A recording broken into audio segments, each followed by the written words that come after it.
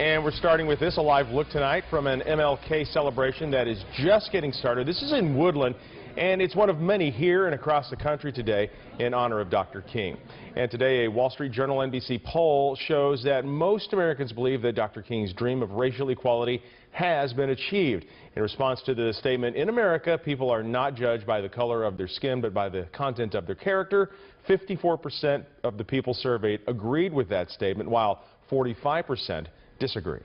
But if you dig deeper, it is certainly a different story, and especially when you break down those numbers by race. KCRA 3's Mike Lurie's live for us in Woodland at a Martin Luther King celebration going on there, with more on what those numbers really mean, Mike.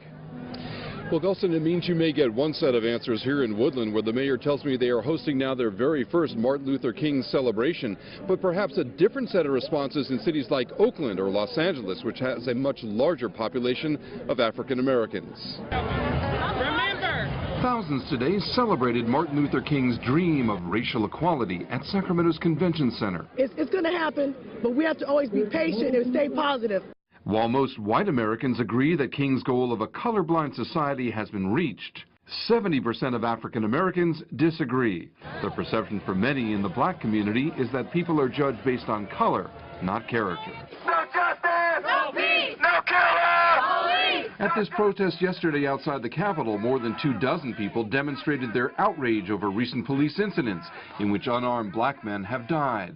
For Tamisha Ellison, the issue is personal. She's mourning the loss of her son, DeAndre, killed not by police, but the victim of gang violence. He died 4 years ago today. I'm here to protest against violence. But at this celebratory march today, Michael Vines is convinced there's been great progress. He even took these pictures with Sacramento Police Chief Sam Summers. We can have both freedom of expression, freedom of speech, freedom of assembly, and also have a vibrant community-based police force that helps keep this peaceful. I think it's fantastic. I think we're heading the right path, and I think Sacramento's leading the way. I have a dream! Martin Luther King's mission was cut short by an assassin's bullet. And today, members of his fraternity, Alpha Phi Alpha, are wearing T-shirts that proclaim, "I can't breathe," as an expression that links the present with the past. One of the things that's important to us is to share that it's not just black lives that matter, but it's all lives that matter. And that's essentially what Martin Luther King was about. He was about equality.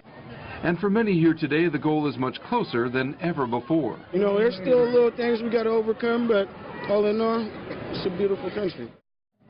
And you're looking at live pictures now of this Martin Luther King celebration here in Woodland.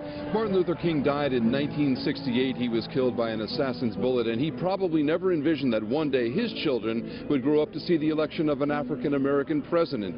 It's a sign of progress, but for many, there is still so much more to go. Reporting live in Woodland, Mike Lurie, KCRA 3 News.